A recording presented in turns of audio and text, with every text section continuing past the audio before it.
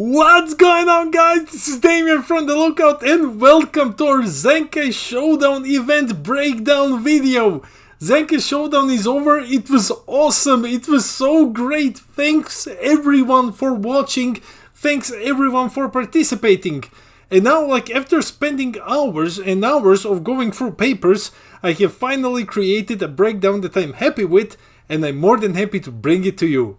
Let's go! I would like to start this video by talking about the attendance numbers.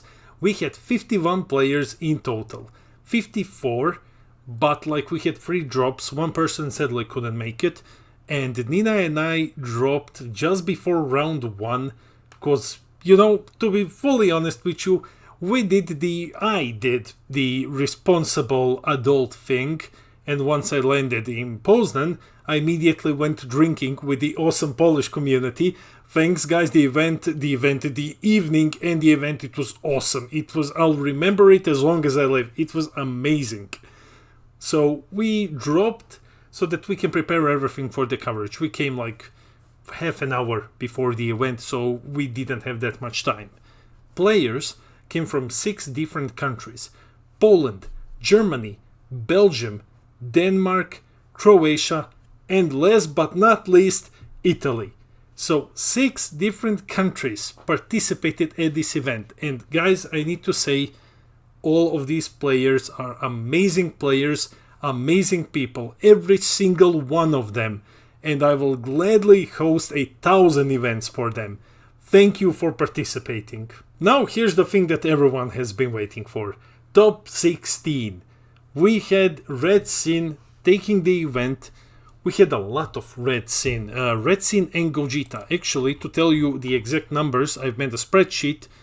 We had 7 Gogetas at this, no, 6 Gogetas at this entire event, and we had 7 Syndax.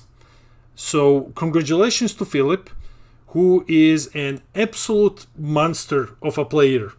This guy played Sin undefeated all the way to the finals. He won every single game 2-0. Every single one except in the finals where he lost one to Michael, who took 2nd place. Michael from Team 9 Life, amazing player, one of the best in Europe. And guys, I have recorded this match. I will be uploading it later in the week. This was Clash of the Titans. These 2 guys played 2 of the biggest, scariest aggro decks in the meta for 2 hours. It was insane. They both ended up with 4 cards in their decks before the game was over. It's craziness. It's the most insane game that I have ever seen. I'll be uploading it later this week. Then we had one Gamma on the 3rd place, piloted my dear friend Bartek, who's one of the best Gamma pilots, maybe the best Gamma pilot that I have ever seen. He's an amazing guy. He's an amazing player. Bartek, congratulations.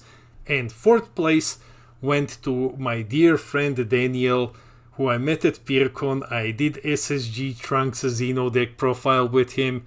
He was my underdog of this top 4. I was rooting for him. And Daniel, I'm so happy that you got 4th place. Congratulations. The rest, as you can see, we had a whole bunch of Gogetas. We had one Broly BR, piloted by Przemysław. We will have this deck on the channel a bit later in the week. He's a monster when it comes to Broly. He's an absolute monster. We had one Xeno, piloted by my dear friend Marek. Marek just refuses to play anything that isn't black, and Marek is an absolute champ. He took 2nd place at PeerCon with Finn, and now he took Xeno to an aggro-infested meta, and then just won 8th place with it. Marek, congratulations. And what else we had here? We had on 10th place Master Roshi, piloted by Philip. Philip, you are a green god. I'm a green player.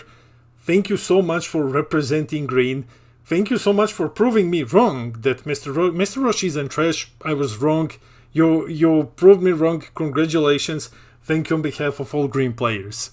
So yeah, the rest, well, we had U7 Goku. U7 Goku was the boogeyman of the previous format. But yeah, he was piloted by Marco, one of our dear dear players who came all the way from Germany, and he took, 11th place with Goku. Marco, congratulations. The deck that I expected to be in the top 8 at least, or top 16, but I thought it's gonna be much more of them, was the Reboot Starter Goku. This was piloted by Paul Moss. Paul, you are an amazing player. Like, Paul already played yellow back at PyraCon, and now he played yellow again, and congratulations for like taking this deck all the way to the 14th place. Absolute congratulations. Then we had only a single Hirudegarn. This was piloted by Paul, who also came from Germany. And Paul, congratulations. I honestly thought that there's gonna be more Hirudegarn, but yeah, there was only one, and it got 15th place. Congratulations. And finally, 16th place, one Golden Frieza from set 1, piloted by Bartek. Bartek, congratulations. Golden Frieza is one of those decks that is by default extremely difficult to play. Difficult to play correctly. And you've played it to the 16th place in such a crazy meta where it's just Sin and Gogeta, and it was complete madness. Congratulations. Let's talk a bit about leader diversity at this event. In total, we had 29 different leaders and we had 51 players. So that's pretty good, if you ask me. This chart only takes into consideration all leaders which had like more than one deck. So Sin was the most represented leader, followed by Gogeta at 6, Gamma at 5. So yeah, the big three that you would expect, they really didn't make much of the event. 6 Gogetas and 7 Sins. But the terrifying thing is like they're almost all at top 16. Like, terrifying. 5 Gammas, only 4 Goku reboots, 4 Trunks Getas, so yellow was well represented at the tournament. And another one of my failed predictions, only 2 Gotenks reboot. And all of the other leaders, they either had they had one deck. So yeah, so much for leader diversity. I think that taking into consideration everything else that was played, there was a lot of leader diversity at the event, but you can see clear favorites. Now let's talk a bit about color diversity. So I've created an Excel sheet. I might share it later. I'm hesitant because I'm just awful at Excel. It looks like nothing.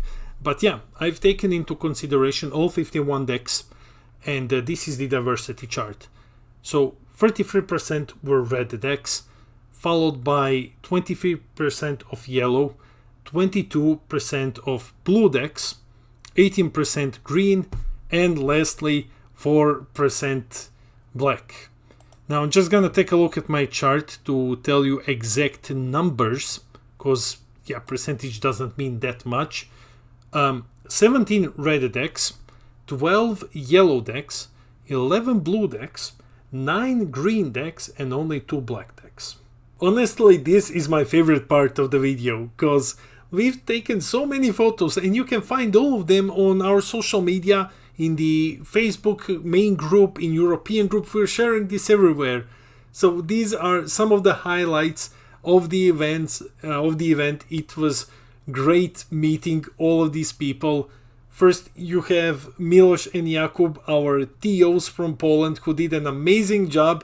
This event would have been impossible without their help. Thanks, guys. Then we have Philip, our champion. We have Bartek and Michael, the 2nd and 3rd place. Congratulations, everyone.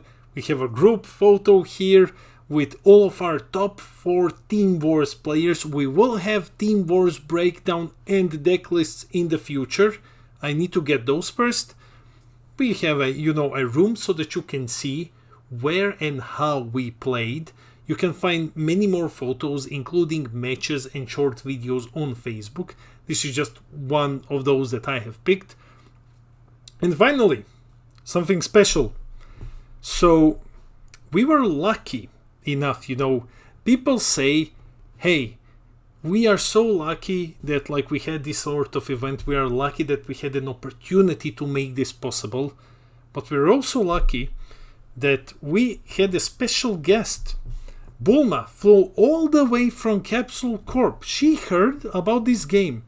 And she heard that like Joey Palladino Crossworlds was talking shit about how her deck needs to get hit. So she came mistakenly to our event because like, what is Europe? So let's fly here looking for Crossworlds, watch your back. She was super pissed, but she was very pleased when she came to this event, and she took a lot of photos and just talked with the players, had a great time. So thanks Bulma, thanks Nicolina for coming as Bulma. She's one of our core members. And yeah, that's it. You can find a lot of more photos on our social media. This event would have been impossible without all of our sponsors.